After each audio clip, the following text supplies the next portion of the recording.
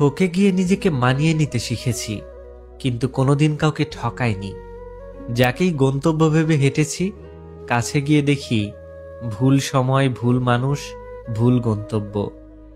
কিছু একাকিত্বের কোনো মানে হয় না, পাশে সবাই আছে, অথচ নিজের বলতে যেন কেউ নেই।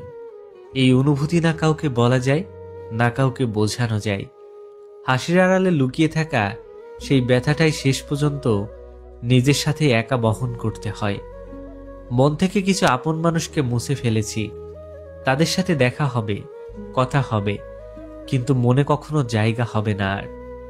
মানুষকে চোখের দেখায় চেনা যায় না, সময়ের সাথে সাথে সবারই আসল রূপটা বেরিয়ে আসে। বিশ্বাসঘাতকদের আলাদা করে অভিশাপ দিতে হয় না, এরা এমনিতেই অভিশপ্ত।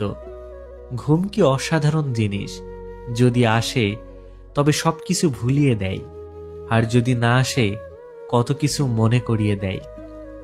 অবহেলা করতে করতে যখন অবহেলিত মানুষটা মুখ ফিরিয়ে নেবে, সেদিন বুঝবে অবহেলা কতটা সাংঘাতিক।